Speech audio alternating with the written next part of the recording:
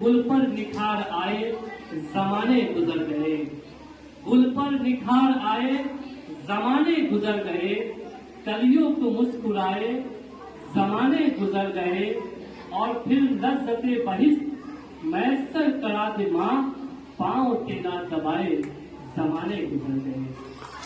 Doctor منور بھائی صاحب۔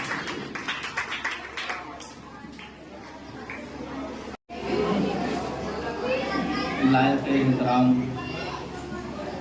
Deputy mayor صاحبہ اور ہر دل عزیز شاداب عالم اور میرے عزیز طلباء و طالبات، مجھے اس بات کی خوشی ہے کہ اس انسٹیٹیوٹ نے جس نہج پر کام کیا اس کا پھل ابھی ہم نے دیکھا ہے۔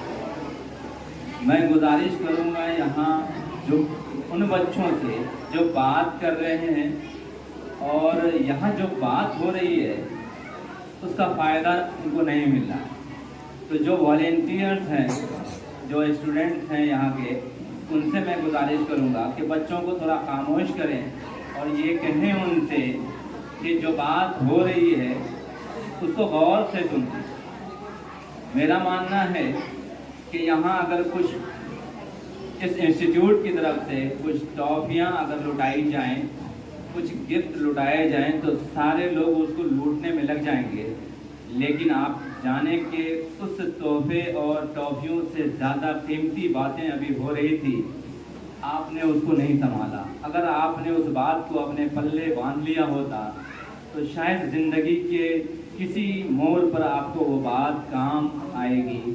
ابھی یہاں سے عزیزہ طیبہ فاطمہ جس انداز سے مخاطب تھی اور جتنی قیمتی بات کہہ رہی تھی اور جو اس کا کانفیڈنس لیول تھا، اس کو دیکھ کر یہ بات سمجھ میں آتی ہے کہ یہ ایسے انسٹیٹیوٹ صرف ایک کوچنگ سینٹر نہیں ہے بلکہ آپ کے اندر کانفیڈنس اور کردار سازی بھی پیدا کرتا ہے۔ اس کے لیے میں طیبہ فاطمہ اور ایسے انسٹیٹیوٹ اور یہاں کے تمام اساتذہ کو مبارکباد دیتا ہوں، اور کیوں نہیں ہو کہ آپ کے سر پہ، شاداب سر کے سر پہ ڈپٹی میئر صاحبہ کا ہاتھ ہو تو پھر یہ انسٹیٹیوٹ کیوں نہیں آگے؟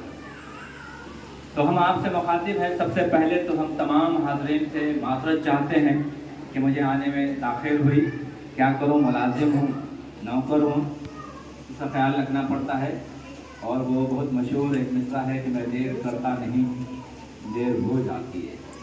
بہرحال میں اپنی بات ان سارے اسٹوڈنٹ سے، طلباء و طالبات سے مخاطب ہو کے کہنا چاہتا ہوں کہ ابھی آپ جس عمر سے گزر رہی ہیں، ایجوکیشن آپ حاصل کر رہے ہیں، ایجوکیشن کا مطلب کیا ہوتا ہے؟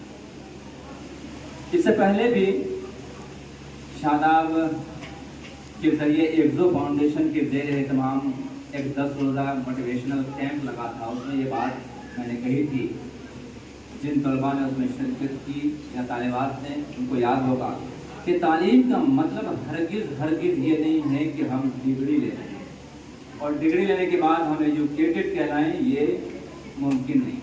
ایک کاغذ کا ٹکڑا ہے، آپ ڈگری ہولڈر ہو سکتے ہیں، ایجوکیٹڈ نہیں ہو سکتے۔ ایجوکیشن کا مطلب ہے کہ آپ کے اندر وہ ڈسپلین، وہ تہذیب، وہ سنسکار ہونے چاہیے جو ایک تعلیم یافتہ انسان کے اندر ہوتا ہے۔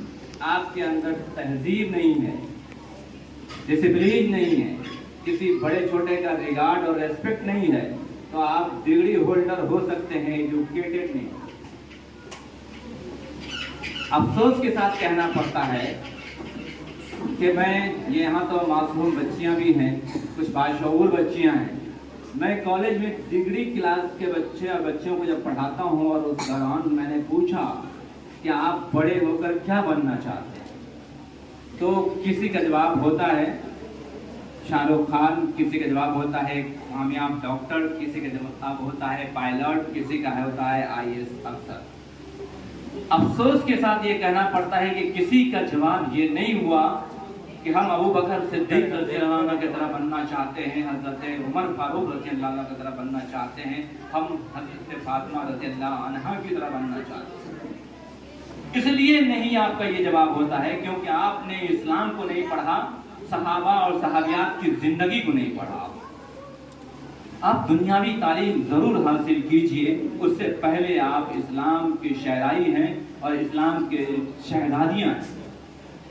آپ کا گول ہونا چاہیے کہ ہم صحابہ اور صحابیات کی طرح بنیں گے اور ایسی زندگی گزاریں گے. ہر ماں باپ کہتے ہیں فخر سے سماج میں ہمارا بیٹا ڈاکٹر ہے, ہمارا بیٹا IITN ہے, اور فخر سے کالر اونچا کر کے یہ کہتے پھرتے ہیں کہ اس کو 12 لاکھ کا پیکیج ملتا ہے, 7 لاکھ 8 لاکھ کا پیکیج ملتا ہے. لیکن ہم یہ کہتے ہیں کہ آپ کا بچہ سماج کے لیے اور معاشرے کے لیے کیا کرتا ہے. وہ انفرادی طور پر اپنا کماتا ہے اور اپنی شہرت کماتا ہے, لیکن انسان کا مقصد ہے کہ سماج کے لیے آپ کیا کرتے ہیں. سماج کے لیے کام کرنے والوں میں انشاءاللہ جو ایک نئی نسل کی آبیاری کرتا ہے. تعلیم کا مقصد یہ ہے کہ آپ بڑے ہو کے سماج کے لیے کیا کرتے ہیں. تو آج یہاں جتنے بچے میری بات سن رہے ہیں وہ اس بات کو گرہ باندھ لیں کہ آپ کو بڑے ہو کر ایسا بننا ہے کہ آپ پورے معاشرے اور سماج کا نقشہ بدل دیں. اس انسٹیٹیوٹ میں پڑھنے والے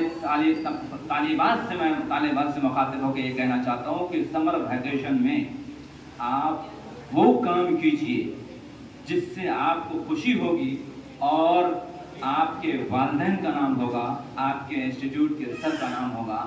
آپ تمام اس انسٹیٹیوٹ میں پڑھنے والی طالبات ابھی سے ارادہ کیجئے کہ اس سمر ویکیشن میں ہم لوگ کنٹریبیوٹ کر کے ایک فنڈ اکٹھا کریں گے اور اپنے محلے کے غریبوں میں جا کر وہاں کچھ اناج تقسیم کریں گے اور اس انسٹیٹیوٹ کا بینر لے کے ہم جائیں گے کھانے. یہ بھی عبادت کے درجے میں شامل ہے. صرف تعلیم حاصل کر کے آپ گریجویٹ کہلائیں گے, یہ کامیابی نہیں ہے. کیا آپ سے پہلے کسی نے گریجویشن نہیں کیا؟ لاکھوں لوگ سماج میں گریجویٹ ہیں. آپ کے اندر ڈفرینٹ کیا ہے؟ تو آپ یہ کام کیجئے. اگر آپ نہیں کر سکتے ہیں تو امی سے کہیے کہ اس جون میں جو سمر ویکیشن ہوتا ہے آپ کو جو راشن ملتا ہے وہ راشن اس بار آپ استعمال نہیں کیجئے گا, مجھے دیجئے, اور تمام طالبات راشن کو اکٹھا کر کے اور قریب علاقوں میں چلے جائیے محلے میں اور وہاں جا کے تقسیم کیجیے. کریں گے انشاءاللہ, ایسا کریں. ہم اپنی بات ایک مختصر کہانی سنا کے ختم کرنا چاہتے ہیں. اس کہانی کا نام ہے خرگوش اور کچھوے کی کہانی. میرے خیال سے سب نے سنی ہوگی یہ کہانی, سنی ہے نا. ایک خرگوش اور کچھوے میں شرط لگتی ہے کہ دور میں کون جیتے گا, ریس میں کون جیتے گا. شرط لگی, چل خرگوش چونکہ اچھلتا ہے, تیز دوڑتا ہے, وہ دوڑتے دوڑتے جب آدھے راستے پہ پہنچا تو اس نے پلٹ کے دیکھا کہ کچھوا تو بہت پیچھے رہ گیا, وہ دھیرے دھیرے چلتا ہے. تو سوچا کہ تھوڑی دیر ہم آرام کر لیں. آرام کرنے کی نیت سے وہ اس نے بیٹھا اور اس کی آنکھ لگ گئی. اس بیچ کچھوا آیا اور کچھوا پاڑ کر کے اپنی منزل پہ پہنچ گیا.